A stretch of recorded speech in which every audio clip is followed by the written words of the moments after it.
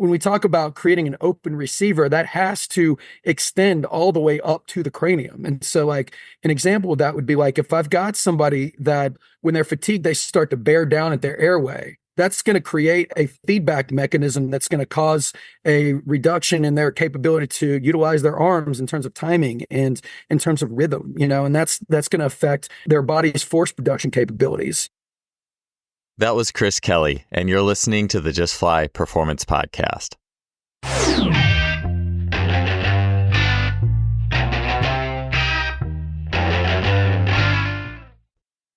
Today's podcast is sponsored by Athletic Development Games. The new Athletic Development Games PlayBoost Library is an app that is filled with engaging games to build athleticism in kids ages 4 to 10 in a fun way that builds a love of movement and movement learning. Games include those for speed, hand-eye coordination, jumping, and the essential athletic movements. The app is great for parents and also sports coaches and trainers who are looking to improve their own library of engaging games and ideas for athletes. To learn more and sign up, you can head to athleticdevelopmentgames.com/app. That's athleticdevelopmentgames.com/app. Welcome to another episode of the podcast. Thanks for tuning in. Our guest today is Chris Kelly. He is the owner of Fitness Rehab as well as the Musical Athlete. Chris has an extensive background in biomechanics as well as many aspects of human and athletic performance. He works with a variety of client and athlete populations and has a special focus on the nature of our airway, breath, and vocal mechanics. Many training conversations relate to what happens in movement on the level of the feet upwards or the ground upwards. But it's not so often we talk about the top-down influences of movement. So on the show today, Chris will be discussing the role of the head, neck, and airway in sprinting, athletic movement, and talk about how these areas mirror with and work with the rest of the body to help us produce force, locomotion, and do the things we need to do as athletes. He also gets into concepts on oscillatory training, air pressure-based principles, plyometric integration, this and much more on the podcast. This was a fascinating conversation, and I'm excited to get it going. So let's get to 434 here with Chris Kelly.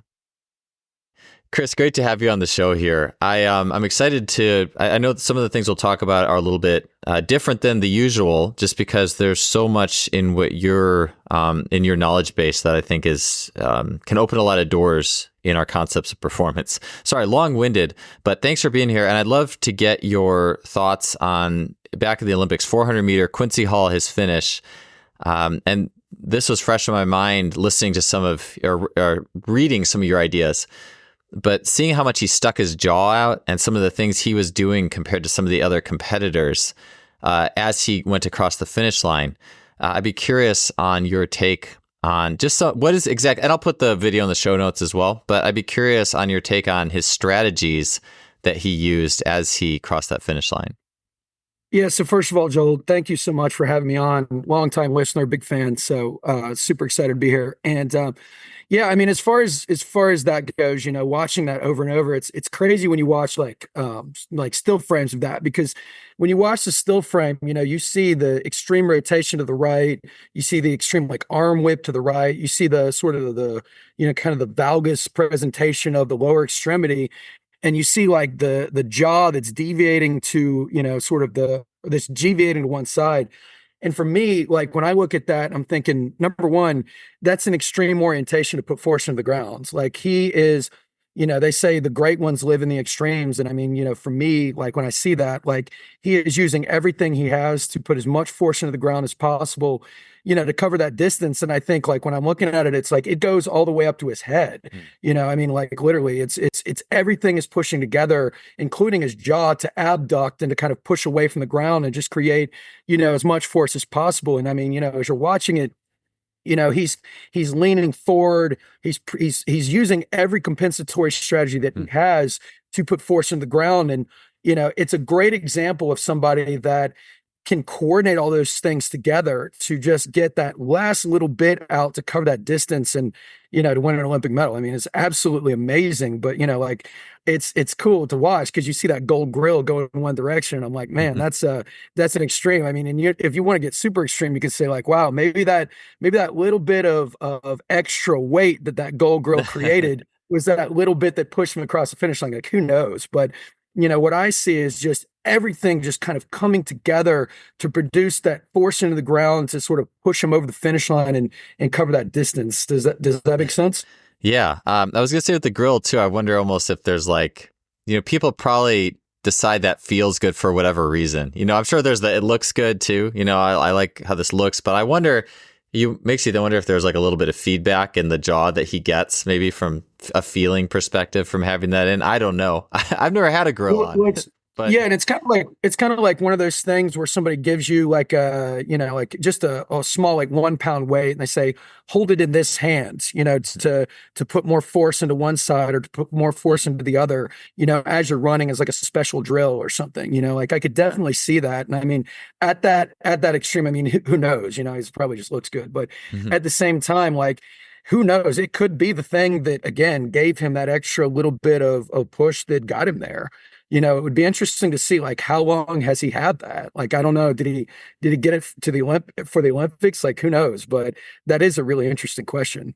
Yeah, when the fatigue comes out, that's why I like the 400. I just think that I always like doing like top speed assessments and things like that, but I think that those are almost always in a fresh state. You don't often see speed assessments at the end of the 400 because that's when so many interesting things come out. Like a certain muscle group maybe has less Right. power. And so you have to find a way around it. What else can get me moving forward? How can I continue to keep my timing together?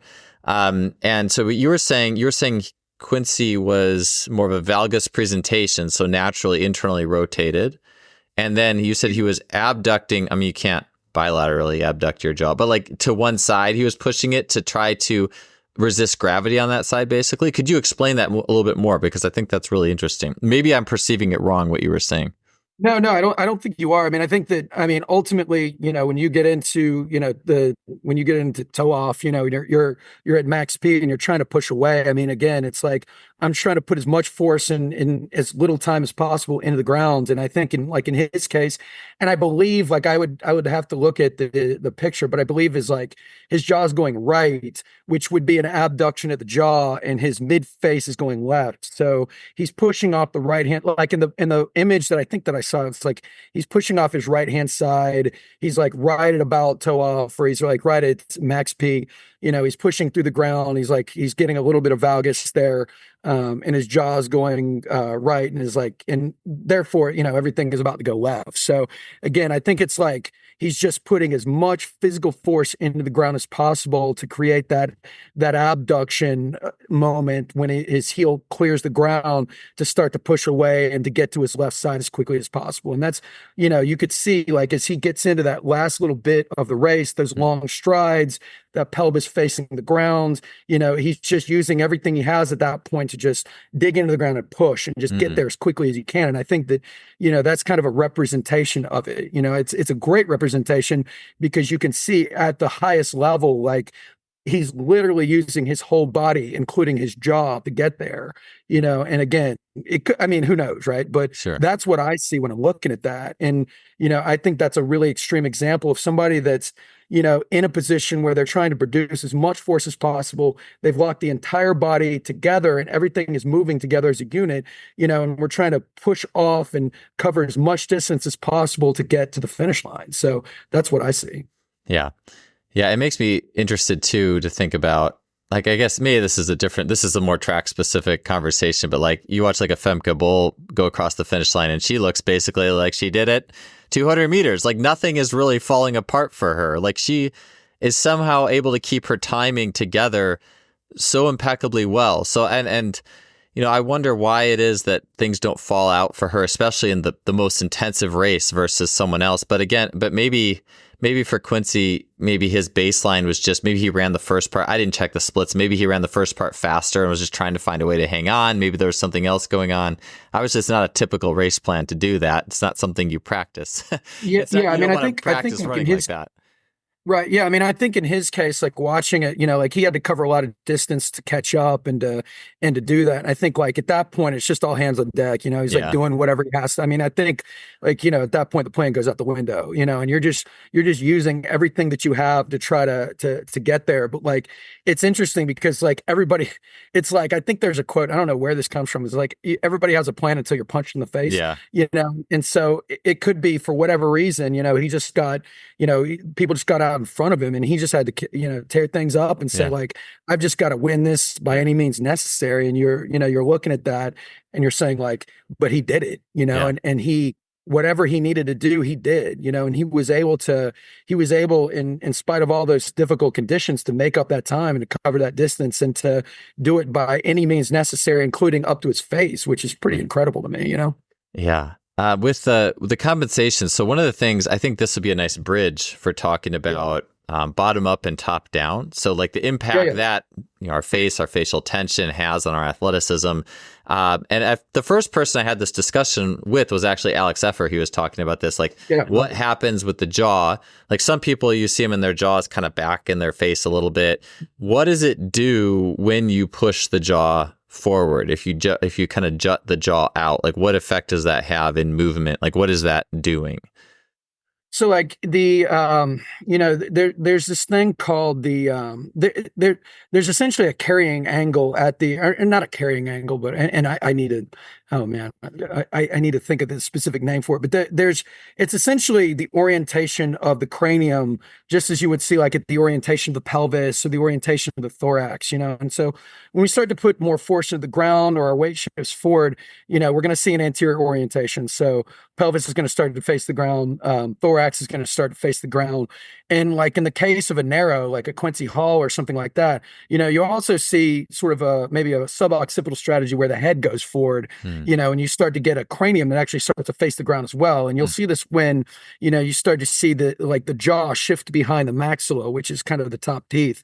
And so this is literally a face that's starting to point down, and then you'll get people that have like tension headaches or whatever because they start to look up to compensate and all of these things. But when I protract the jaw forward, it creates this little bit of a posterior orientation of the cranium. So, the jaw is at about the level of like C2. So when my jaw starts to retrude, that's a compression at C2 that's pushing me forward. Kind of like we have like a compression, maybe like a sacrum that's also pushing me forward. So like if I were to push my jaw forward and reach forward, for example, and breathe, okay, that's going to create a slight delay strategy to allow, the backside of the cranium to expand or the backside of the rib cage to expand in a similar fashion. So, so when I push the jaw forward, that's creating a relative internal rotation and an external rotation, because as I open my mouth, my jaw is externally rotating. Okay. It's like hip sockets that are turning out. Whereas when I close my jaw, I'm internally rotating. So if I push and as I open my mouth as well, my jaw is retruding or going back. So if I have my jaw slightly open, which is external rotation, and I push my jaw forward, that is internal rotation, the action of it, so I'm creating just a little bit of IR and ER in that sense. And, what that amounts to is just a little bit of a delay strategy, and so we talked about sort of if we think about like the head as a gyroscope or something, and the eyes are level and the eyes are on the horizon, then we start to get this, my center of gravity starts to shift forward, my rib cage starts to go forward, my pelvis starts to go forward, my cranium also starts to go forward. I'm straining to look up, and so as a result, it's like everything becomes more effortful. I'm probably cutting off space in my airway. I'm probably creating, tension out there. Whereas if I push my jaw forward, and I slightly raise my chin, and I just look at the horizon again, immediately I've created the condition where it's kind of like finding a medial foot contact or shifting your weight back into your heels. Like, I'm creating a little bit of a delay at the cranium so we can start to, address that or create a little bit more of a, I don't want to say it's not a balance, but we create a little bit more of I guess, a pushback in the sense that, I can give myself a little bit more time in that sense, and I can start to, address that cranial position. Does that make sense? Yeah, I guess my mind's always going to the reductionist, and then how can I relate it to the pelvis or the rib cage? So from what I got out of that, because that helps me. I think when I think about, like, I took some of the old PRI classes, And Yeah. it was already like there was so much stuff going past my brain and missing, and Oh, like dude, just being it's drinking from confused. a fire hose. It's a lot. It Yeah. is, and then I would think, oh man, but then I will never get the cranium. But I think if I think about it in very like simple principles, like you said, like this would be my understanding is that sticking your jaw out is kind of like you said, getting back on your heels or getting posterior expansion. It's an expansive thing. So I Yes. guess if I just think of things that are expansive versus things that are compressive, just like if I was doing like a bear cat or a diamond bear and trying to get which would be just explaining very quickly, like kind of like a push up, but like you're sitting in a chair and then my hands are close together and I'm really trying to expand the back of my rib cage through my breathing.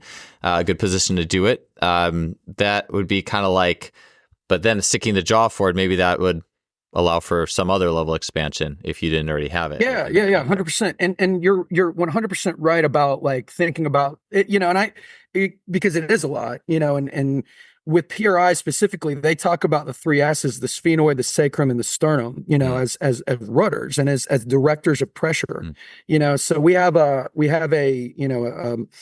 structure that's facing downward, I mean, really, when we're thinking about creating delay strategies, that means that we're shifting back, and we're addressing this by reaching the arms forward, by finding heels, by pushing the jaw forward and looking forward, and like that's even thinking about, I mean, we'll get into this a little bit more, but when you talk about laryngeal position as well, like I work with singers.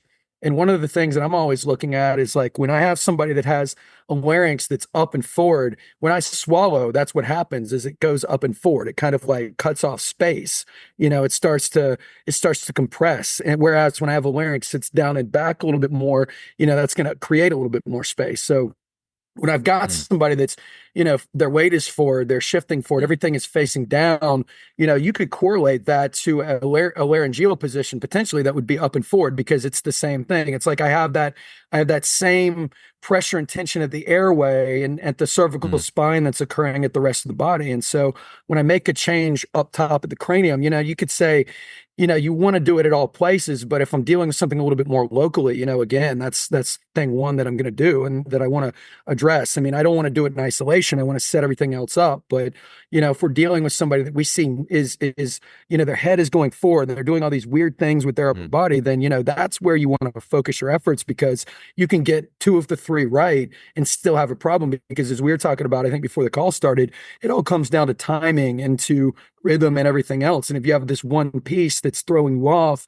and creating that little bit of downward pressure, then, again, it's going to throw the whole system off potentially. So I think it's all related. And when you think about it in terms of rudders, I think that it makes it a lot easier for me, so yeah.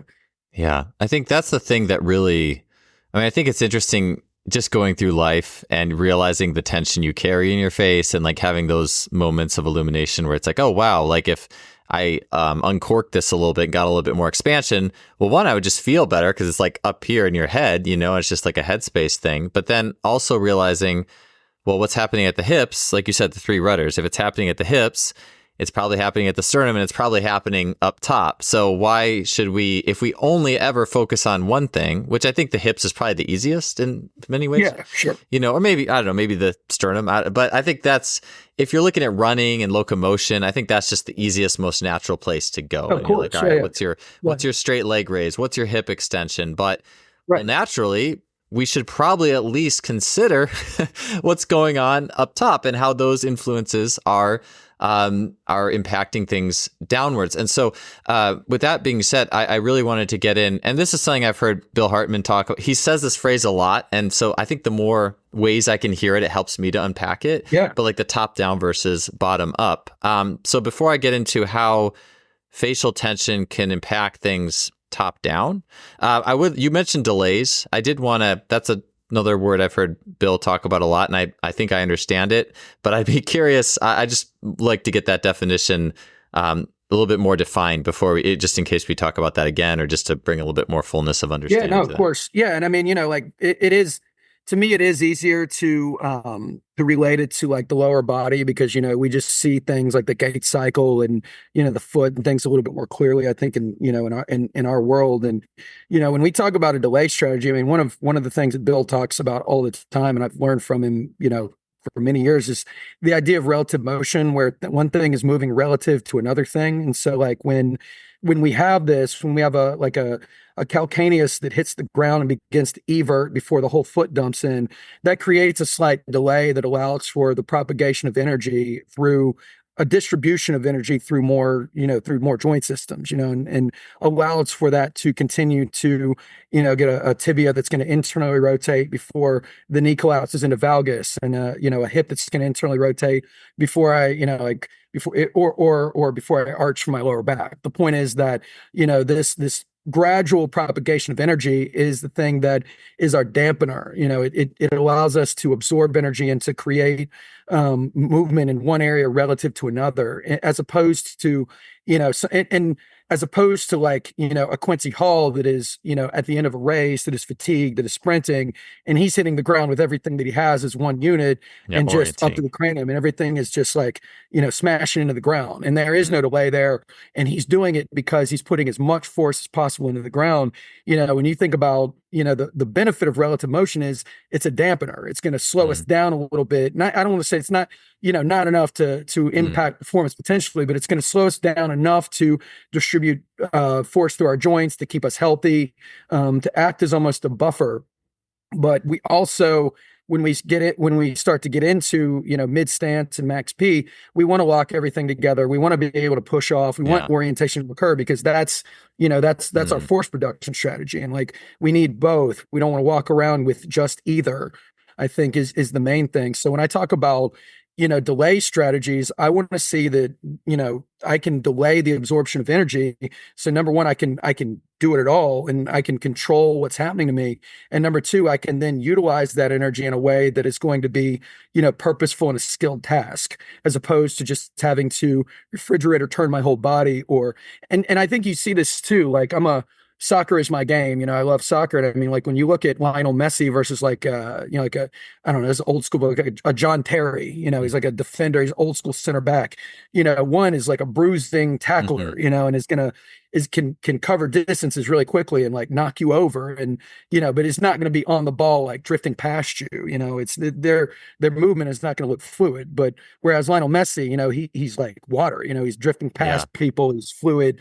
And you look at him and you can say, like, that's his superpower. He's able to do that. He has very good control, and probably it's very easy for him to, to move in that way and maintain relative motions. Whereas like, somebody that's a force producer like me, or, heavy weightlifter or something, like I'm a fullback. Like, I'm going to knock you over. I'm going to outrun you. I'm going to play, I'm going to check you. I'm going to slide tackle you, because that's my game. I don't have the skill to beat you, but I'm going to make it really hard for you, because I'm going to use the physical things that I do have, if that makes sense. So kind of a long-winded answer, but no, I like it. Yeah. I that actually, it gets my wheels turning. I'm sorry to jump in so quickly. You got me all like just thinking, like, I just like thinking how every little concept, just like things going on in the head, it's global. Like it's happening at the sternum, it's happening at the hips. And so I think, and that helps me, because I have to see how it works with everything to understand it. I do very bad if it's like you're writing like lines of code on the board and you're trying to follow. It's just one thing. Right. You got to see examples. Yeah. So for me, I'm thinking, you're talking about that. I think another way of looking at it, like you were talking about, you have the finesse striker in soccer, and you have the bruiser. Like, and it's just like Bill talks about, even in football, American football, a defensive line or offensive lineman wants to orient, like they're a bruiser. You do not want to turn them. Like basically, they should be a brick wall. That would be bad. That doesn't turn easily. Whereas reciprocal motion, you just think of like, I'm moving my hands like reciprocally. It's not a video, but like basically like you're twisting a towel, like kind of like you're twisting a towel, or you're sliding your hands on each other. Like there's things that glide on another thing, like to allow more absorption and motion. And it's like, it's almost like in a way, I wonder, like I was thinking to my podcast with Andrew Paul, you just have athletes go in the weight room and say, here, do what you like to do. And the bruisers are probably going to select the more like bilateral lifts and things that are more orienting, have more orienting pieces to them in nature. and the strikers and the reciprocal guys. A Messi, I don't think Messi even likes to lift. People are like, that guy doesn't lift weights. He just go to the gym. Yeah, Like he's doing that stuff. That. You know, it's almost Yeah. like it almost filters in some way. And I'm sure you'll find plenty of exceptions, but I just find, you know, in the whole space, it almost seems like it filters all the way through in a way. Like if you're a real reciprocal mover, you're just, that's your jam, you know, and it's almost how you see everything in some ways. Yeah, for sure. And I think like, you know, when in at least in like, you know, the world of like biomechanics and, you know, and we talk about all these things and, you know, I think people in the fitness industry sort of like live in extremes in the sense that like, they're like, you know, this one thing is bad and this one thing is good. And like in reality, like, you know, look at the individual and look at what they actually need, you know, like if your bias is to produce force and that's your superpower, then you need to go after that as much as you possibly can to excel. You know, like you need to teach your body to orient and you need to teach your body to put force into the ground, and you know you need to cultivate that superpower, and you want to use some of these concepts to help to, you know, keep you on, to ensure that you don't get hurt or you know that you stay healthy. But like your requirements for movements and relative motion, all these things are talked about are much less than, you know, somebody that, you know, a Lionel Messi or a striker that relies upon finesse. And really, if we dampen you too much, we're going to take away your superpower. And that's the thing. I mean, somebody might look at Quincy Hall and look at what we were talking about and say like, wow, like what terrible posture or what terrible movement or whatever. But like the dude just won a medal, you know, like that's the reason that he needed that, you know? And so like whatever he's doing is obviously working, you know? So, I mean, the point is that all of these things are just tools. Like all of these concepts are just tools to get us to maintain health, to maintain performance, and to understand like where are you strong, where are you weak. You know, and a lot of your, you know, I think in your recent podcast you've talked about superpowers and weaknesses and all these things. It's like, you know, cultivate your superpower as much as you possibly can, but be aware of, you know, your kryptonite and use these things to dose these things to just keep the train on the tracks, if that makes sense. Yeah. So maybe in the lifting world too, a good like a delay or a reciprocal would be like just your basic deep squat or like a bunny hop, you know, like you're going all the way down. For sure. And, and then the more orienting out, because this lift kind of intrigues me. Not to get so far away from the vocal piece, but I just, as long as we're on the topic, just to kind of help solidify the examples. Like I think of, if you've seen like the WEC 45 deadlift, so like where you're deadlifting, but your feet are close together. So you're putting external rotation in the system. Your heels are off the ground, so you're in like supination. So it's almost like a deadlift that all you have is almost like an orientation of everything externally. Yeah. But it works like mid to late stance transition, like you were saying. So that's where it comes in the sprinting, and it's like, hey, if you like, that's where you want more of the orientation of things, kind of not gliding at each other. They got to lock up and produce force and output. And I even feel the same thing if I do. Like it's almost like bounding versus like I like this thing called loney running, like where in a loney run, I just feel like it's more the priority almost becomes a late stance orientation and being and getting that locking on the late stance, and you feel that just like little quick pop. And that's the best way I can describe it. When you feel that little pop of power in that late stance, that's kind of that thing. So. And that's for me what Bill talks about is like if you do too much stuff where you're just hanging out in IR, like grinding through your deep squats and that stuff, and you're past that window, it's going to kill that, like that transition to that orientation at the end of your show. So, and sorry, I'm just making all these connections. I'm with you, and I think about this all the time too. Not just with, and it's funny, like I train athletes from most sports, and I also obviously I train singers, and I train, you know, like regular people that are trying to like just recover from back surgery and everything, really. And I always think about, you know, like we have all of these amazing tools, but what is the application of these tools? Like, how do we use them, you know? And like, what is the best way to get, you know, the most out of this information? And I think that like, when we talk about delay strategies and we talk about relative motion, like where my mind goes is the restoration of health, like the restoration of movement health, and using certain activities to help to restore, you know, movement capabilities, which is a very valid utilization and something that, we could easily do in a session after a main lift or as a cool down and as a warm up or even like as a filler element in a session just to, again, keep the train on the tracks. But, I think the error comes in to where somebody learns this and they're like, man, this is all I need to do now, which is Yeah. absolutely like, throws all of your training in the pits basically. So, and I think you're right as far as like, when you're with specific regard to the deadlift, now we're getting into just looking at what somebody needs. Yeah. I mean, does this person, where are they weak? Do they need that? Like, do they have, do they need the ability to get into that terminal stance a little bit better? Is this, when we're watching them run dynamically, is this where they fall apart? Is this where they begin to compensate? Like, and so it would make sense then to train that probably in a state of fatigue, and to build that motor quality, in conditions that are going to help somebody. Because like, I think, and this is like, it's been a long time since I've read Franz Bosch, but I think that, Franz Bosch talks about top down versus bottom up motor control, and top down, I'm thinking about things and my mind is on these things. And like in the gym, when we do these things, these movements and everything else, it's very top down, like my mind is on my heel or on my right forefoot or putting pressure and breathing and all of these things, like very far away from performance. But, I think what we're doing is we're providing a variety of experiences for this person to then draw on, we're creating attractors, I guess, in a way. And we're using the work that we do in the gym or on the field or whatever in a conscious way to create just give them experiences and to give them, information to then draw upon unconsciously, at that point. And when I'm working with, my vocalists as well, it's the same thing. Like, when somebody's singing, I relate that to a physical athletic performance. I don't want them thinking about their voice. I don't want them thinking about anything other than expressing themselves artistically or, relating to the crowd and all these things, because I want them in a flow state. So beforehand, whatever they lack, if they're forward on their right hand side, we're going to have them find a heel and think about it. But then we're going to have them stand up and do it. And then we're going to have them sing, without thinking about it, because it's kind of that gradual, like, conscious to unconscious as far as motor learning goes. But I think that like we think about the production of force in the weight room and like we're strength and conditioning coaches, but really what we are is we're training performance. And when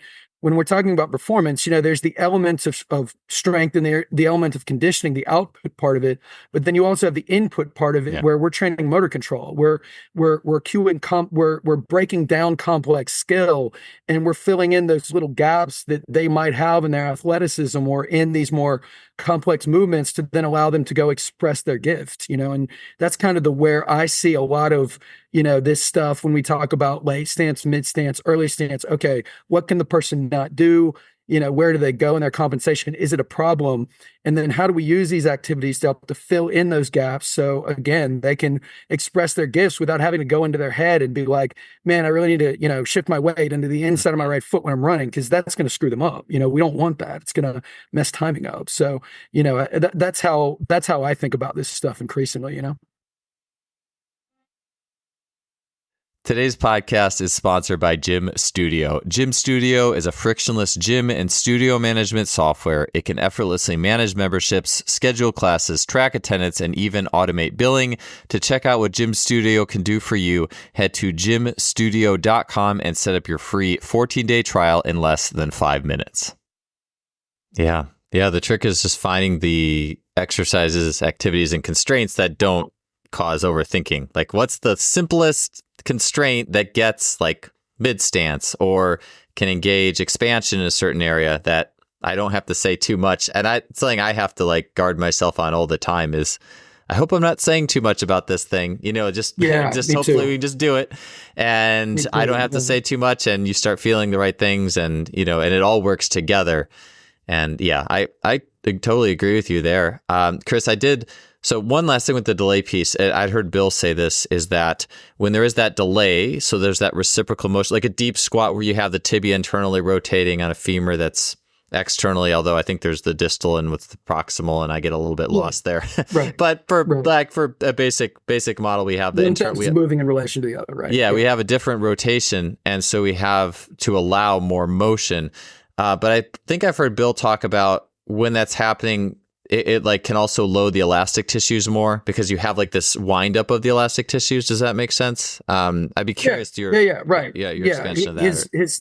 His terminology is like connective tissue behavior, and it's like, it's like twisting a towel. I mean, if I and you see this when somebody is, orienting their body or their side bending, it's like I've twisted towel really, really, really far to the right to the point where I have to like bend the towel and squeeze all the water out of the towel, so like we're creating this like really, really stiff connective tissue, whereas when I have this like distribution of motion through my body, it's like we're absorbing load, we're allowing a little bit more give in this connective tissue, we're slowing down that twist a little bit, so we can start to absorb that load. So you have, when we're talking like, so you hold in a, let's say we get somebody in a split stance and we have them lower into like a split squat or something like that. They're doing this like a yielding ISO. So that's training, obviously the yielding properties of the connective tissue, the ability to absorb load. And it's happening because it's happening slowly.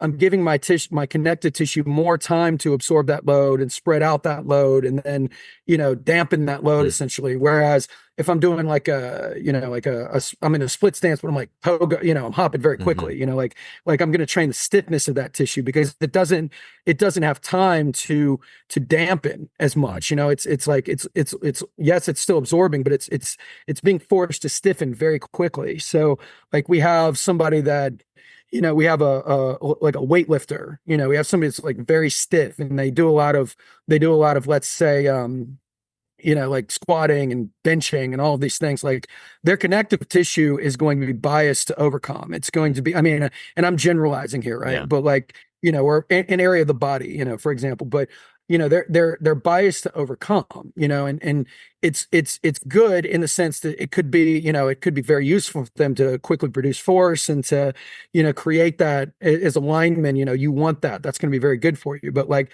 if I'm dealing with like a, wide receiver or somebody that, they're going to run a further distance, they're going to need to dampen a little bit more. They're going to need a little bit more absorption to be a little bit more, springy because they are running further than, the lineman, I would probably want to include more yielding based stuff in their programming because it's going to keep that connective tissue ticking over a little bit more. It's going to maintain a little bit more health of that connective tissue. It's going to allow it to absorb load a little bit better. So then it has a little bit more time to then like stiffen and produce force. I think in either direction, extreme yielding or extreme overcoming, we have connective tissue that doesn't assume the other property as well as we could have it, then we have a problem. But I think, there's applications for both things. And you could say, we were talking about things that were more expansive in nature, like finding a heel or reaching and, this sort of thing. This is training more yielding properties of the connective tissue versus, like you were saying, like your WEC deadlift or your activities where maybe your heel's off the ground or something, that's going to be training more your overcoming application of the connective tissue. So again, it really, for me, it just comes back to like, what do you need? Yeah. What does it come down to? So does that answer your question though? Yeah, for sure. Yeah. And it makes you think, where's the balance? Are you in balance or are you tilting that more to one side or the other? So 100%. Yeah, exactly. Like, how do we keep the train on the track? How do we give you your superpowers?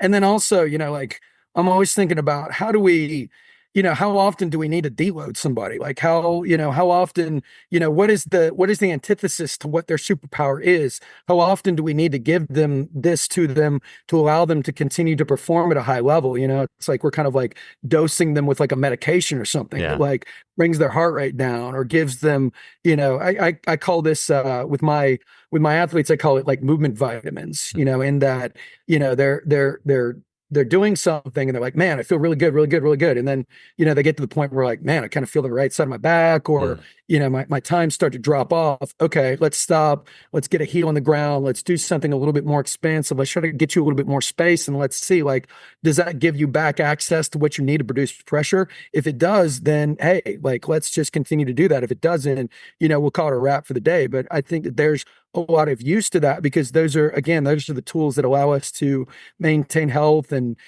keep things ticking over as we go along, especially as we get, further into a season or, further into a performance, if that makes sense. Yeah. It's like gas and brakes. It's like you push the gas pedal down and push things forward. You push the hips forward in the anterior tilt, or you push the cranium forward, like you're saying, like the head forward. You push the sternum forward, I guess, too. Right? I don't hear that talked about as much, but then at some point, when do you have to put the brakes on and push it back a little bit? And yeah, like you said, that's the essence of a deload, really, and not pushing forward and offering opportunities to re-expand. Yeah, and when I say deload, I mean, like, this could be 5 breaths after, after a couple sets. It's just, how do we create, because inevitably as you're producing force in anything, you're sprinting, you're lifting weights, whatever, like, you're going to lose access to space over time, and the question is, like, what is an acceptable standard, and when do we start to, when does that become something that starts to rob you of certain qualities? So, and then also, can we use, a couple activities to help to restore enough movement dynamics or enough expansion or space that are going to just allow you to continue to perform without having to say, like, let's just stop doing this, or let's cut down volume. Like, let's use some of this stuff to see if we can just influence the system just a little bit to, again, keep the train on the tracks. So, yeah. Yeah. So with the jaw, cranium, face, tell me a little bit, and one of the reasons I think this whole topic, for many reasons, is of great interest to me, is because I feel like, being 41, after going through university athletics and things like that, it's like, what do I do all day? I'm working on the computer a very large portion of the day. So, and that you basically, you get in your adult life and you have stress that goes beyond, you have a certain level of stress over a long time. And I can't help but think about, especially the way that we work now, a lot of sure. with is much more, it would seem that so many of the tissues of the face and the jaw and the neck would become more compressed than if you were doing a typical, just standing and working and looking at far things or whatever, right? And how does that influence the whole system? How does that compress to the point where might have a harder time recovering or doing a certain movement correctly? And so, tell me a little bit about the role of, maybe let's start here just athletically, like bottom up versus top down. So from the feet, obviously the feet, a big performance topic, very easy to resonate with. Take your shoes off, look at your shoes, look at your toes, feet, stance and squat. Tell me a little bit about bottom up versus top down, and what key things to keep an eye on there for performance. Yeah, so like when I'm thinking about any athletic application, whether it be sprinting or lifting weights or any sport or whatever, and I work with vocalists, so vocalizing, like, we need, as just an athletic archetype or whatever, or an application, we need the capability to create upward pressure, and then we need a receiver, which is going to be the upper body, in order to, and singing create exhalation strategies, which is speaking and singing, but then as well, and an athletic application, that's pushing away from the ground, and that's being in the air. So bottom up is absorbing energy, and then top down is pushing back through the ground. And in reality, you need the capability to do both of those things. And so, like, where I think the cranium comes in is that, kind of like we were talking about already, is that we've got, you might have, I think about it in terms of, like, when you look at vocalists, like, they have a lot of motor control at their tongue and at their throat and everything else. I mean, vocalizing is a very skilled act. And you see this obviously with court and field sport athletes and sprinters and everything else. We do so much at the foot and at the lower body to train, coordination and skill and plyos, and we do all of these things. But the one, and as well with the upper body, we throw and we do skilled tasks and we work on arm swing. But really, when we think about the cranium, all that goes out the window, and, like, we don't, nobody thinks to do, like, tongue trills or to work on motor control of the tongue, because who would, right? Yeah. Except for a vocalist. Yeah. And I've learned this through, my wife is a professional opera singer, And I learned this through I'm a trumpet player, but I mean recreationally, right? Like I always, I never really thought about things in this way until we met and I was, watching her singing and I was like, okay, so like when you go into a certain range, like why do you do that with your face or why do you turn your head or,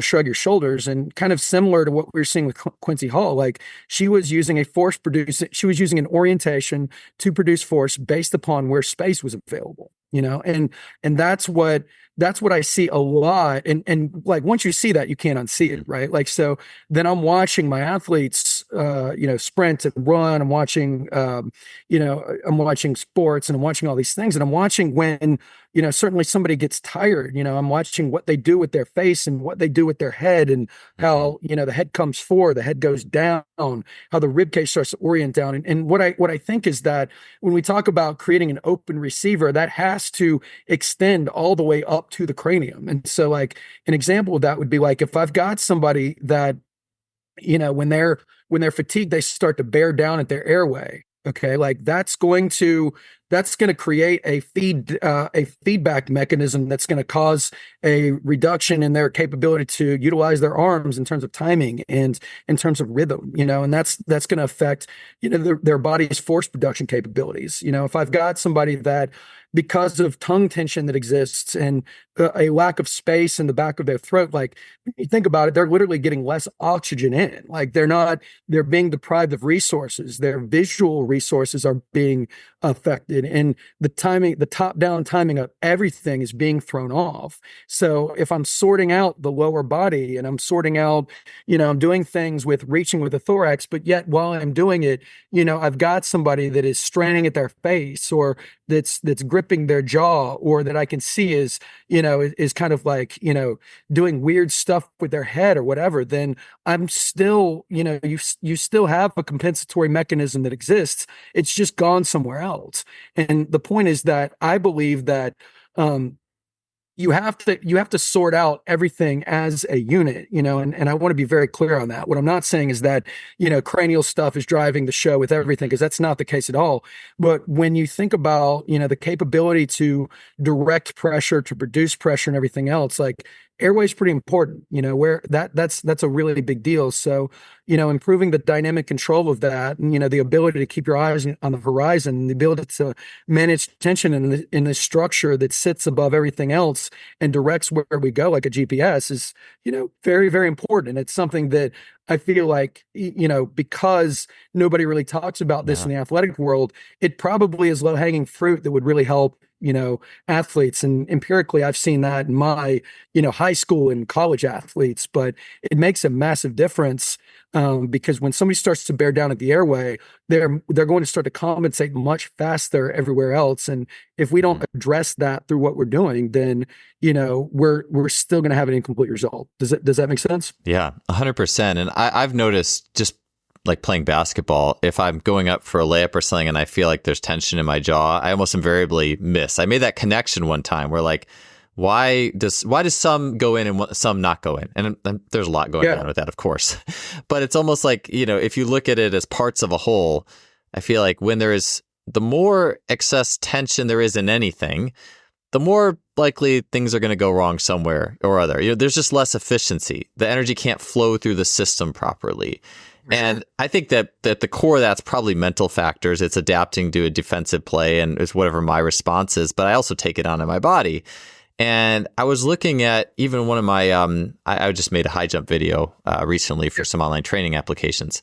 And I just noticed, I think I've always noticed this, but the tension I have in my neck and jaw is immense compared to if I watch like elites. It's like even doing a depth jump for a book, speed strength book I wrote a long time ago. I'm like, wow, did I always have that much tension in my neck and jaw? Like that can't be good. That's probably making things a lot harder than they should be. And I guess the typical thing you might say to an athlete, and we all see athletes who carry too much, but I think the typical thing you would say, I've heard coaches say this, is just, hey, relax your jaw. Oh, that's great. Yeah, I'm sure. Yeah, I'm sure. Right. Definitely. Sure.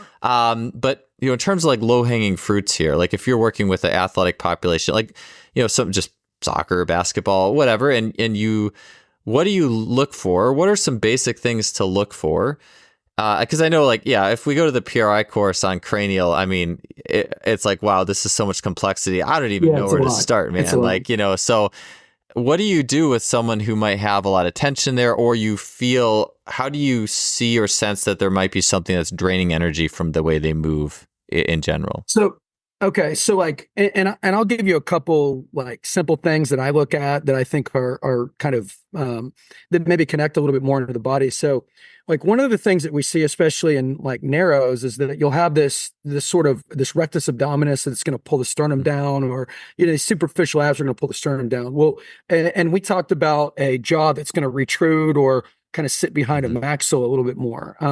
Like thing one, if you're looking at a side profile and you see that, you see like shoulders that are sort of shrugging. I mean, that's a tell that, we've got a rib cage probably facing down, and we've also got a cranium that's going in the same way. So there's a lot of tension running through there. It's going to be hard to expand that area. But a good way of like just a really simple way that you can look at that is you could just have somebody literally just stand in place and just bring their chin to the sky like that, because when I'm doing that, when you have somebody that is really tense in their airway and has a lot of facial tension and stuff, like what happens at the sternum, the rectus abdominis kind of pulling everything together, kind of pulling the pelvis towards the sternum or whatever. Same thing's going to happen from the clavicle to the chin. Like those areas are going to be pulled together. So like it would look like somebody has like a double chin, even though they're like really lean, So then when I ask them to do like a neck extension, and some people they'll just like, what I do is I just say stop when you start to feel a stretch, and like people could go for miles, but then, when they start to feel a stretch, you're like, oh, wow, right about there. Okay, well, there you go. Or somebody that, they start to lift their chin, but then their whole body starts to lean backwards, as an orientation. That would be another tell for that. One of the, or and really what that is that's just it's literally the same thing. Like the hyoid muscles are going to do the same thing that the rectus abdominis is going to do, just to kind of pull things down to stay within the base of support. So when I have somebody that's really, really tense, like and it does propagate all the way up to the cranium, like you're going to really see that. And that's something that we need to sort out, as opposed to somebody that maybe doesn't have that presentation, that it's fine. Like, maybe you don't need to worry about the cranium, but like when you have that and you see that, then we've got, we've got enough tension to where it's all the way up to the head, and we really need to look at that. So that's one thing is looking at, can the person separate that space between like the manubrium and the chin? That's number one. Number two, the other thing to really look at that I think about, and this is, they touch upon this some in PRI courses, but I don't think they talk a lot about this. It's just, it's our airway itself, and it's our soft palate, it's tongue tension. So it's like how much space we have in the back of the throat to take in and to utilize air. And like that's a really, really important one for anybody, because like if you don't have that, then obviously like you're going to go anaerobic more quickly. You're going to have more trouble recovering. People talk about, like long COVID like symptoms, which I believe in part is, a part of this. And really that's a matter of tongue tension. So what you can do is, and we can include a video of this in the show notes, but like I can have somebody stick their tongue out and I can have them do what is called a tongue trill. And with a tongue trill, like literally I stick my tongue out like I'm like, kind of sticking my tongue out at somebody, and I just go like that, like I'm mocking somebody, like. I gotcha. Yeah, I And saw so my when you 6-year-old soccer player make a face, and that coach make a face like Exactly. that. Yeah. Well, yeah, that's a good way to assess your soccer team's cranial expansion, Yeah. is make them stick their tongue out at you. But that's but what I see in that is, and that's what I would consider to be more of a complex movement of the face. Like number one, it requires motor control. So like, can somebody control their tongue in that way at all? If not, then logic would dictate that potentially that could be something that would help them to breathe better. And number two, like where does the oscillation occur? When you talk about, in vocal terms, it's like we want the face to oscillate. We want to get that.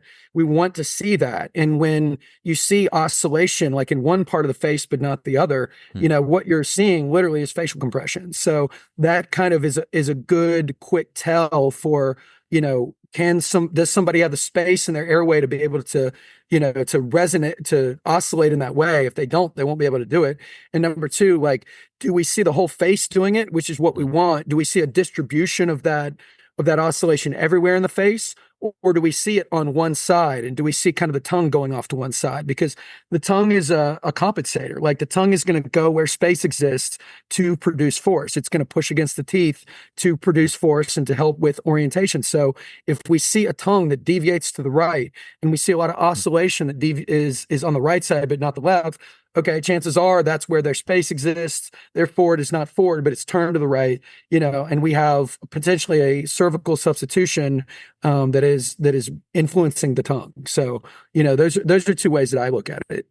Yeah. Now I'm thinking about, I got to go back to the old Michael Jordan videos and see if he just put his tongue on one side, right. versus the other. I mean, I think there's like a mental piece to that, but I'd be curious if there was something else, his body was trying to do and finding, they say the best athletes are the best compensators, which is why, I'm fascinated with how Quincy Hall put it together at the end of his race, when everything dropped out, and, if there's ever purposeful where it's part of like a fluid technique, like a Michael Jordan. So it's interesting to think about that. I mean, I definitely think that there's something to that. And you're right. Like, I remember, like, man, that's old school Michael Jordan with the tongue, dunking and like, just sticking it. Yeah. I mean, it very well could be. And like, I mean, we'll never be able to, but it would be awesome to be, to ask Michael Jordan, like, did that help you? Like, was that something that you thought about? Because there is definitely a correlation there, whether it's conscious or subconscious. So yeah, that's a really good question. Yeah, I know the mental thing I was thinking of, it's a concentration thing too. It's like something to do with concentration. Sure. My son does it. Actually, my daughter does it, but my son does it.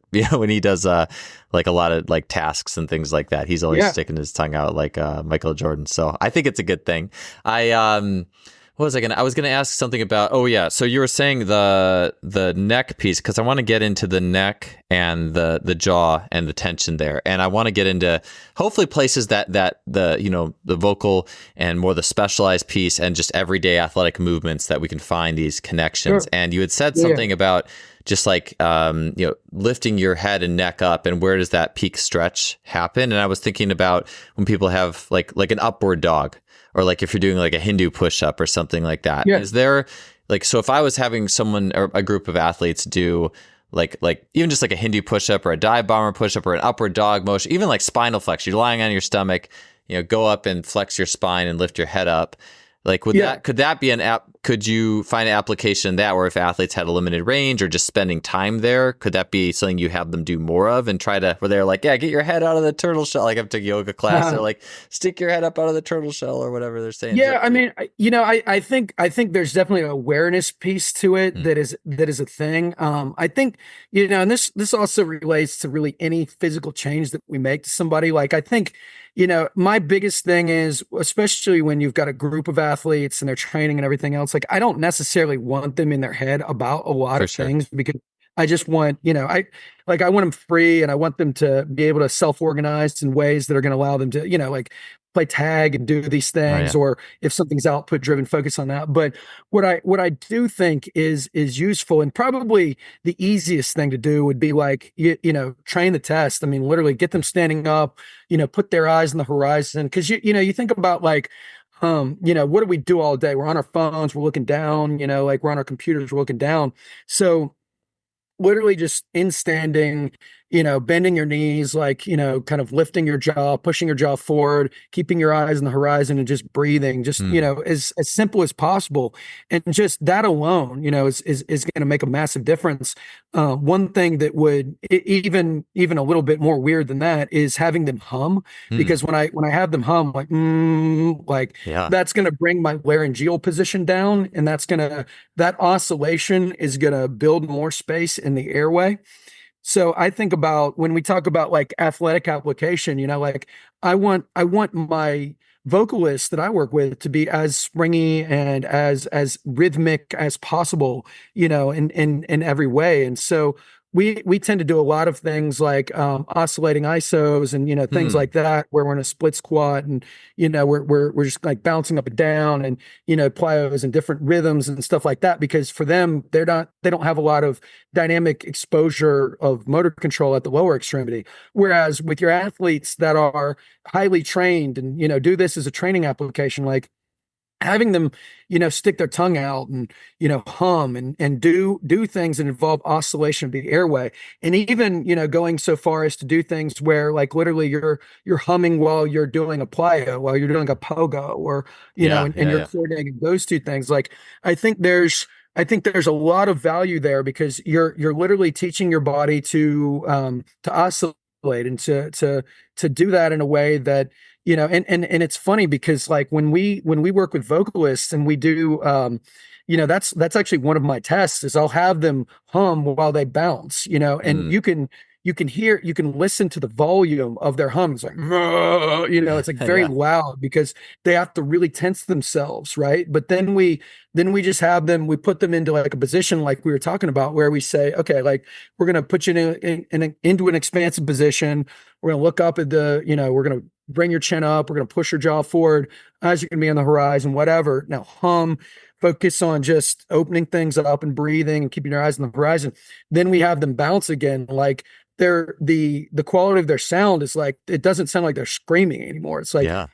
we've just put something into the system that allows them to dampen a little bit better. And, we do it all the way up and down the body. So we cover everything together. So I think from an application standpoint, from this conversation, for anybody listening to this stuff, that maybe does some of the drills that, Alex or Bill talks about, add things like humming, Yeah. add things like tongue oscillation, like where you literally just stick your tongue out and you oscillate, or you just, hum a low scale, or Mm. because Yeah. again, like you're literally covering everything, and you're opening space in the airway, and as a result, you're getting that anterior to posterior expansion of the cervical spine and of the airway. So you give yourself this like top down and bottom up exposure that's going to help to open everything up at the same time. So I think from an economy standpoint, I find myself doing a lot more of that, taking from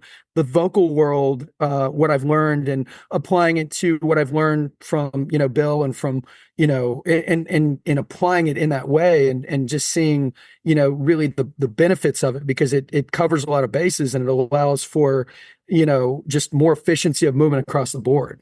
Yeah. As you're talking about that, I like to think about, I think, like you said, it could come off as weird, or this is different in a Oh, for typical sure. athletic Yeah, very performance weird. situation where, all right, here's the lifts, here's the movements.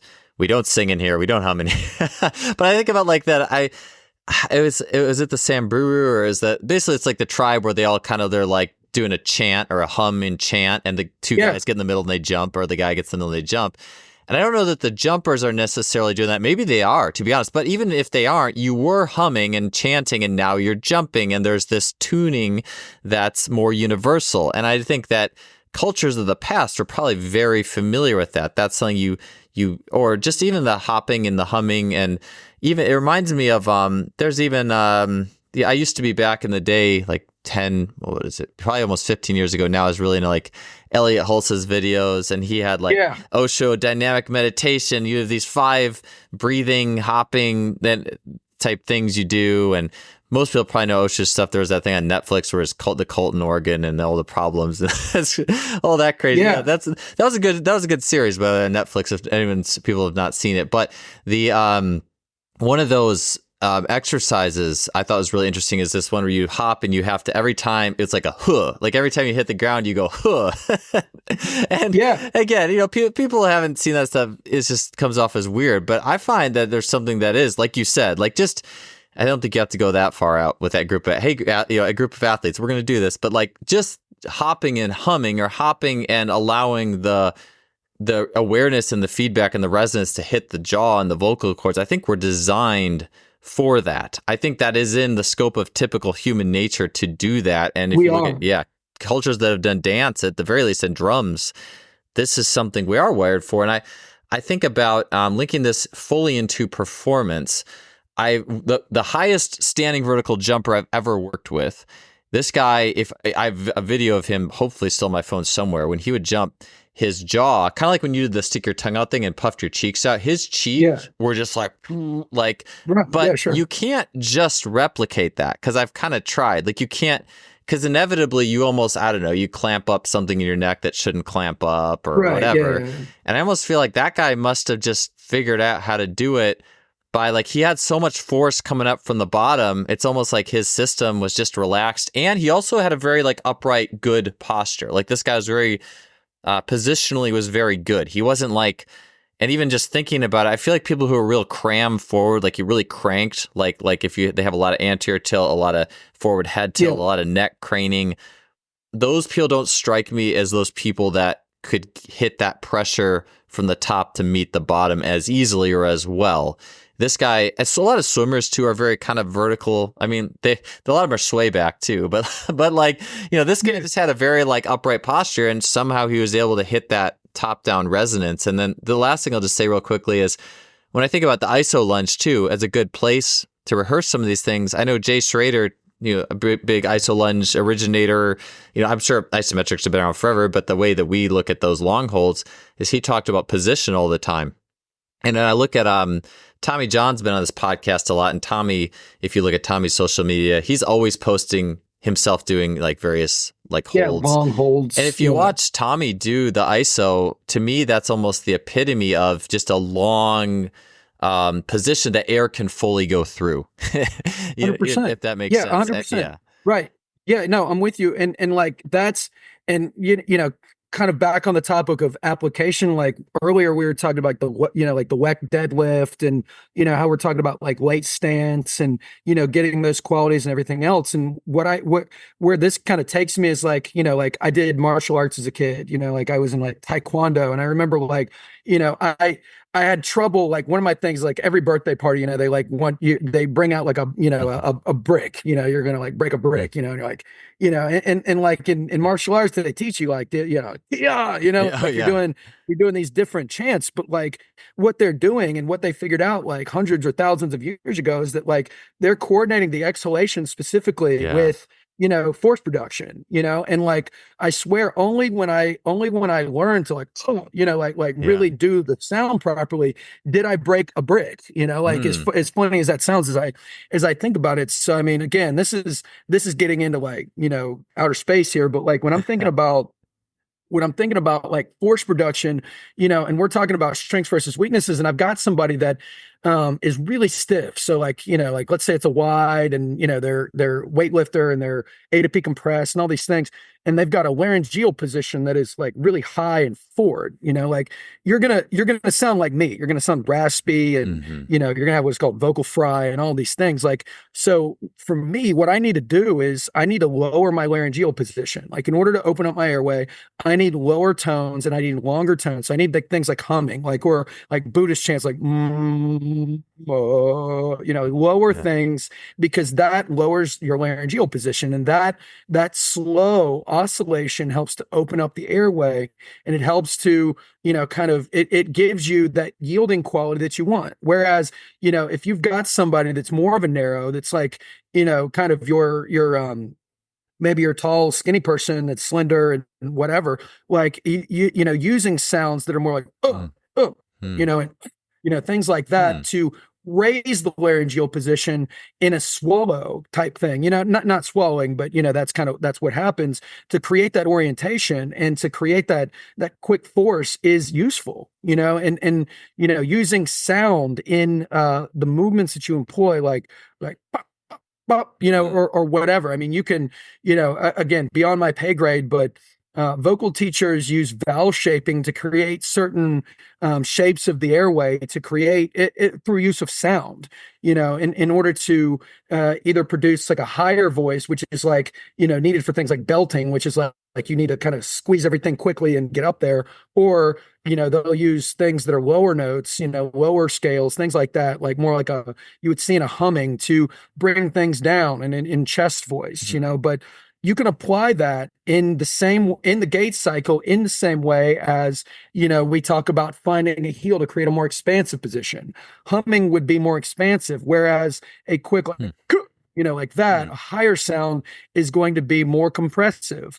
And based upon, what you need and what your bias is, those are going to help you. So, like, again, getting super nerdy, like one of the things that, my wife is a vocal teacher, and she and I work with vocalists a lot on kind of the physical and the vocal side. And one of the things that we look at when we talk about the initiation of the voice is the onset of the voice, like what Hmm. happens at the vocal cords.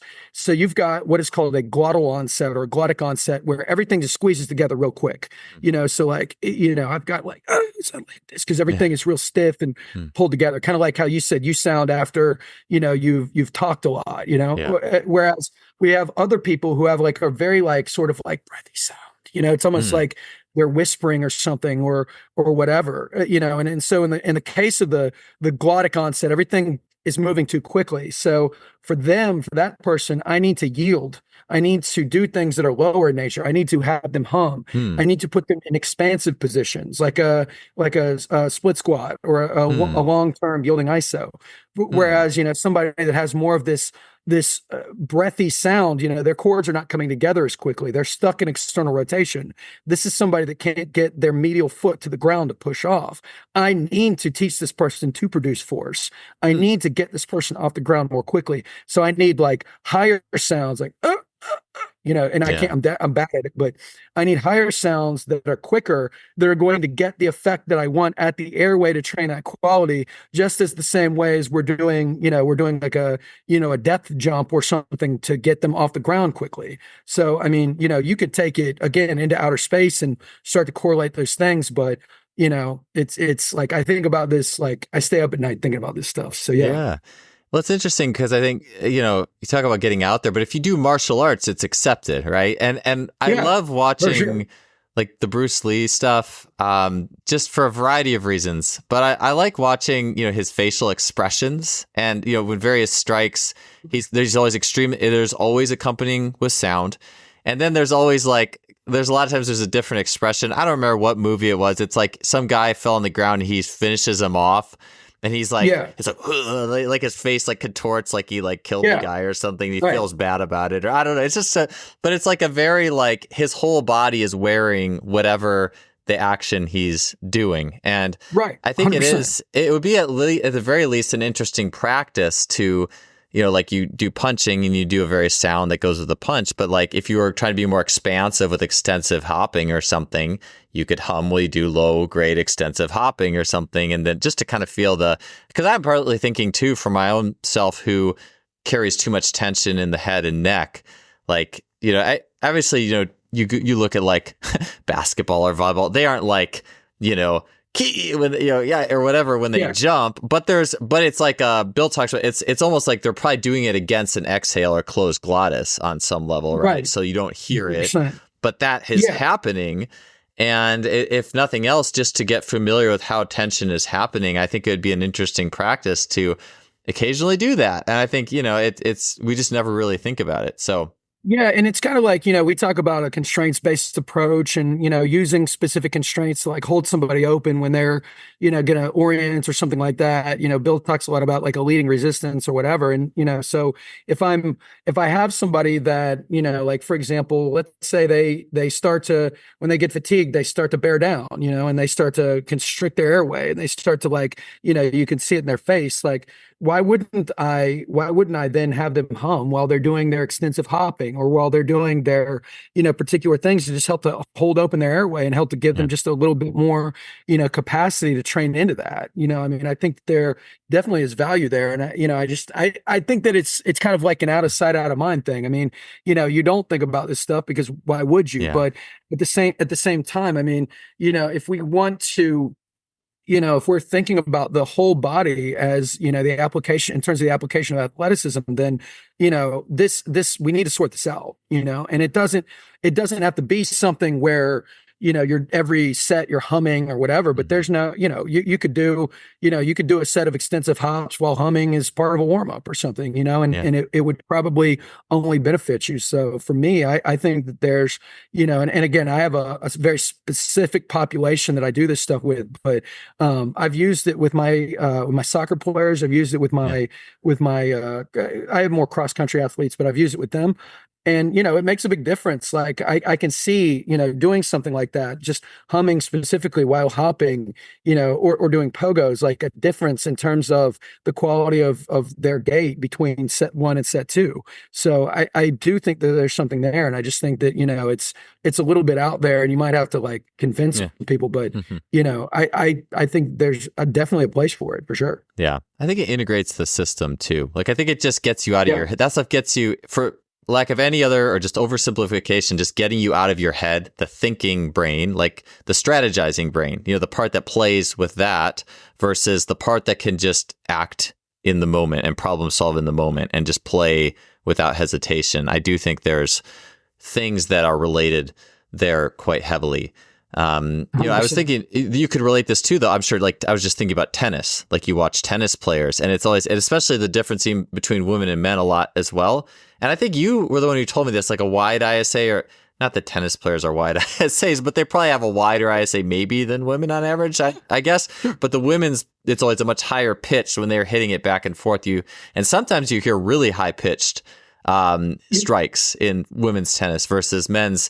Usually it's, of course, a lot lower, but it's interesting to think about where striking does happen. Or I was thinking about the throws in track and field, or my javelin history when I throw javelin. Like, my farthest meets were that were just kind of emerged. Like, I wasn't planning on it, but it was the loudest, like at the end. Yeah. Because it's like that striking force based application versus the more humming and expansion. It's like it's the strike against a closed glottis, it's like the break the brick against a closed glottis, and then you release the thing, and then then it comes out. Right, 100%. Yeah, you're just creating more pressure. 100, absolutely. And you're just using your airway in the same way as you would use the rest of your body. I mean, it really does come down to that. I think it's just that little bit of and for me, it's like looking at, like, literally look at somebody who's producing a lot of force that's at the end of a race, or that's doing something, and you will see what is happening in their face, they can't hide it,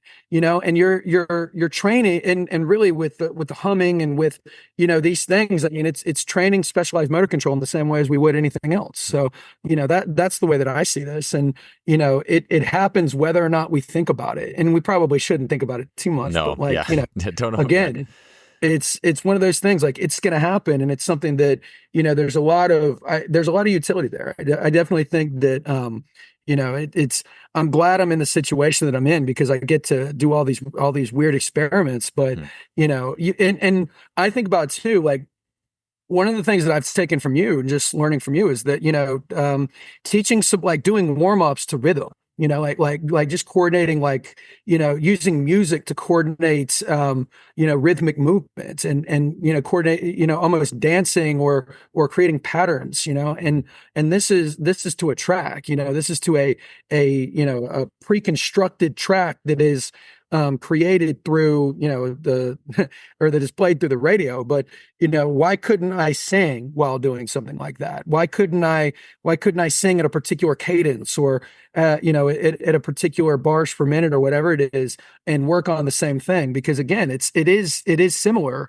And because it's within your body, it requires more motor control. So, if I'm interested in creating the most, mobile, adaptable athlete possible, then, exploring things like that, I think is as simple as exploring play, or exploring any rhythmic application. So yeah, rhythm. Yeah, 100%. It's just that's the place that I used to live in a world in my 20s of just very absolutes, do this plyo, this force, this intensity. And I still have those things in my toolkit without question, but it's like, well, let's make those better by exploring rhythm and the resonance within the body and the way the body tunes itself. And you can't get away with that, you can't complete that cycle without understanding what's also going on at the head and the vocal cords and all that. And even like, you listen to the 40-yard dash and you hear the tss, like the air coming out. And I just say that's another place I think it's probably more considered air quotes okay to, to Yeah. start working with air and Yeah. sound and those types of things. I've seen,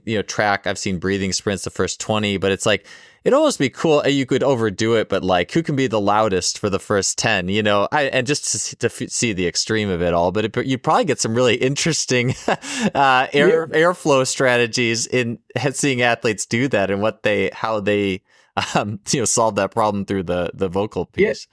Yeah, you would. And it makes me think about, again, just sort of sinking these things into like, where is somebody strong? Where are they Yeah. weak? Like, what is their, like, what does their tonality sound like when like, can you differentiate between like, like, let's say you're having them do that. Like you say, okay, I want you to do this at a level 5. Now I want you to do this at a level 10. Yeah. Can you differentiate between these two things as you're running? Cause you can give them that cue, as far as, the intensity of their running, or you could say like, I want you to, run at X percentage or whatever. And, even in a drill where you're like setting up like speed zones, and you're like, we're going to run between these two cones and we're going to do it at 50%. And then we're going to go to 80%. And then we're going to go to 50%. Like you could do the same thing with tonality, and you could do the same thing with, again, it's a little bit out there, but I think that, when we're talking about like top down versus bottom up rhythm, like, it is, the two things relate to one another. And when you're talking about like race management and, and this sort of thing, even though, Quincy probably wasn't like yelling as he was running across the finish line, like he was exhaling, he was producing pressure, he was using a strategy at his airway to complete the race that obviously helped him to some degree. So, why couldn't we train that too? Why wouldn't that be a thing? So yeah, I mean, I think there's a lot of places you can go with it, but again, it's just exploring rhythm and timing and, kind of being playful, as you say. Yeah, for sure. Yeah, 100%. I maybe we can close this out with something that we had talked about this before we hit record, and that's the idea of like injury. A lot of times, and injury is so multifactorial. But as I've seen it in track, a very common recipe for injury is the relays, and the guy on the anchor leg of the relay, or even sometimes I've seen it in the 4x400. People who just have too much pressure on themselves. Their timing falls off and they strain too hard and they might tweak a hamstring. But even in a game, in a fatigue situation, a lot of, as I see it, so much as if as soon as timing falls off for whatever reason, maybe it's perception reaction related, fatigue related, workload related. But, I was curious thoughts on how top down might fall into that. If someone's, if there's top down influences that could also impact fatigue, or looking at athletes who may be getting injured more often, places to go up top and be like, hey, if there's something going on up top, maybe we can take a look at this. And 100%. And I think that for me too, and you kind of alluded to this, but like in your 20s, everything was very like, prescription based and, black and white and everything else. Like I'm very much like you in the sense that like, I think one of the things that generally I've kind of come to, and I'm 42, I think you're 41. Mm-hmm. So, in my own training, but also with my athletes is, the idea of sort of like input versus output, and I think that in the training world and, kind of in general in our society as well, particularly in American society, everything is about output and productivity and, how much can you get done in a day? How much force can you produce? Like, this is your time, like you got to break this record, all these things, which creates in just perceptually, that creates pressure. Yes. And so if we're in a situation where everything that we do, all of our training is about producing pressure and putting force into the ground and bouncing as high as we can, or moving as quickly as we can, or lifting as much as we can, it's like everything is driving in one direction, and I think that one of the things that we lose is the sense of ourselves, in a sense, like I really have found a lot of benefit from me personally. And then with my, with a lot of my athletes, especially my older athletes, is just getting somebody in and just being like, we're just gonna feel where you are in space. And we're just gonna stand here and we're gonna find, a particular point. We're gonna breathe through this thing. And then it's almost like Feldenkrais or something, where the focus really isn't on, like on output or how fast we're moving. The focus is on like doing this movement while putting your mind in a certain place and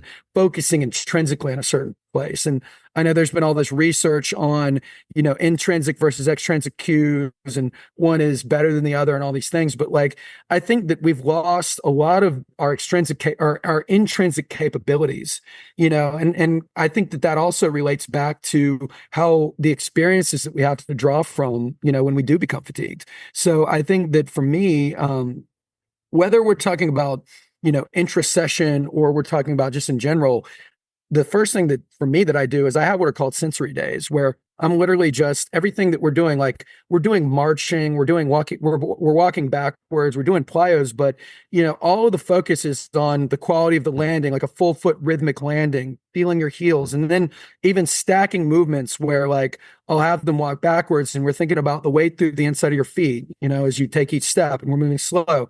Then we're going to like drag a sled backwards and we're going to do it with a little bit more force. Then we're going to hop backwards and think about, the full foot landing. And then, we might just do something that has the application of play where you're not thinking about it. But in my mind, again, we're just like loading this motor control and we're giving them back the feeling of these different options that their body has in order to get into positions. So that's thing one. And then thing two, more specifically to your question, when we're thinking about, the top down influence of what is happening. So we know that as we move forward, everything starts to face, as we have less time, we have more pressure in the system.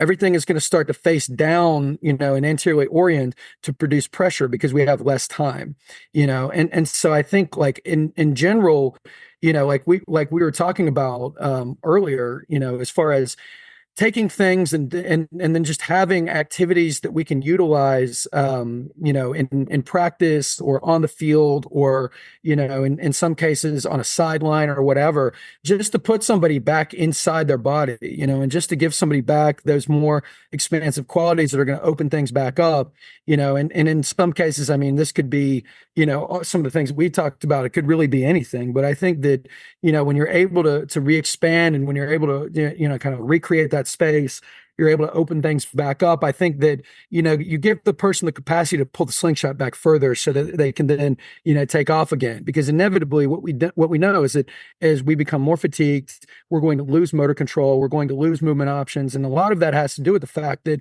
our body's been placed under tension for a long period of time. So taking a little bit of time and just refamiliarizing ourselves with what it feels like to shift back, with what it feels like to find a medial foot contact, what it feels like to breathe into a rib cage and to open up an airway, probably gives a little bit more runway to take off, and so for me, that's kind of what I'm doing is I'm trying to just refamiliarize somebody with, where you are in space and with the idea of, getting back and, the feeling of, or I guess the physical feeling of that. So then they can go back and they can do their thing. And we probably created a better joint position wherever we need to, but we've also probably just given their system a few more options or reminded their system of a few more options that they can draw from when they're out on the field and they're not thinking about it. Does that make sense? So that's kind of where I go with it. Yeah. The awareness piece, I think is, like you mentioned, like 20 is very quantitative, and then just moving to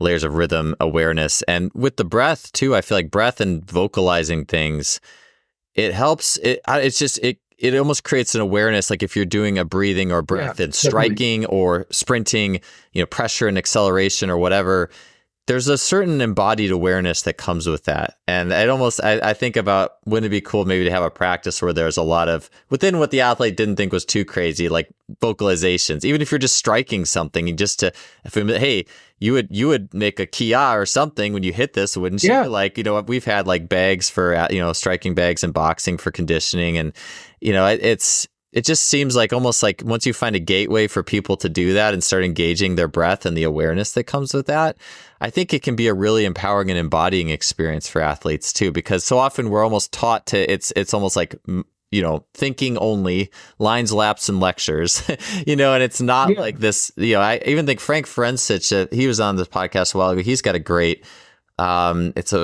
I'll have to put this presentation in the show notes, but one of his things was he called like ki, like it was just the voice, the vocal, and the strike and all that. So I know it's getting a little bit away from the awareness state of the sensory piece, but I do think that it's like the polarities, right? We have, if we in the slingshot, you can only go so far if everything is only outputs and get in this position and do this classification of movement versus, well, what's your awareness and understanding within that movement itself? And you can give the grounds by which to pull that back farther. So and I think kind of what you said too. I mean, and I think like the litmus test for any of this stuff is like, a group of 6-year-olds playing soccer or something. You know what I mean? It's like what will they do, right? Yeah. And maybe they will actually do it. But the point is that, if you're doing like a generalized warm up, and you don't, this is non-specific, but like you're thinking about, okay, like I know that I'm just going to take this person through, these different positions where,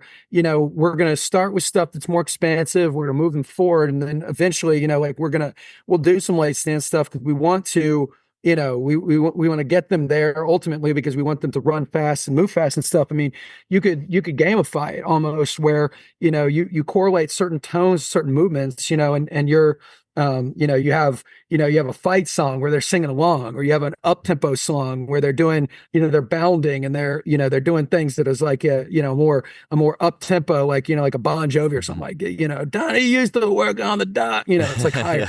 It's terrible. But, the point is that, it's creating those different qualities in your airway, and it's, and it's kind of syncing the body with the breath.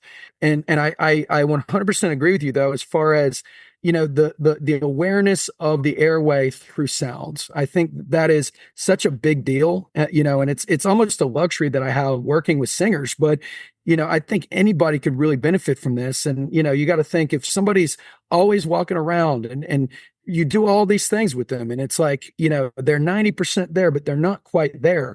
Then, adding in the breath, the voicing and adding that in, addressing the airway, that last piece really makes a massive difference. And I think that's a quick takeaway that, you're working with a general population. Like I can tell you, they don't care at all, and most people are pretty accepting of it because I make my clients do weird stuff like this all the time. And, maybe we're in a gym, so, it's probably a closed space, but why not? And I think there's a lot of value to it. So, but I very much resonate with what you just said. I think you're on the right track there for sure.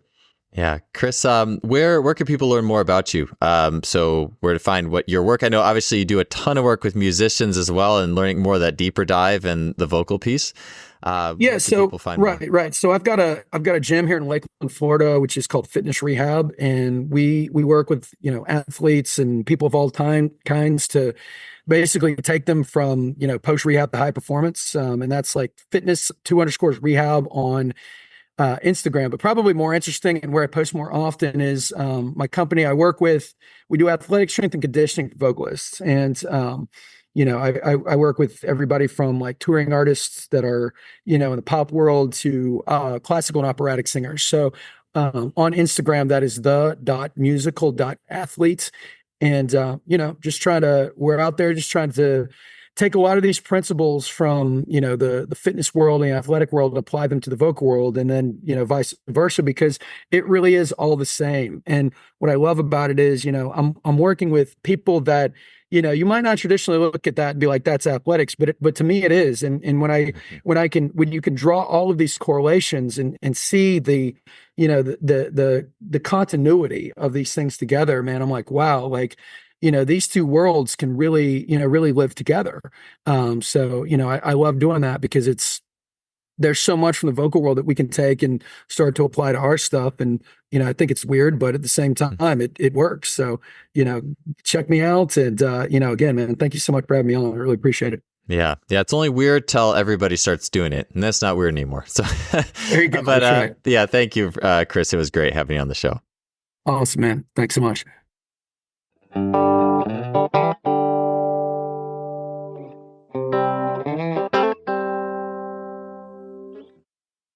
Thanks for tuning in to another episode. I appreciate you being here, and I'll see you next week.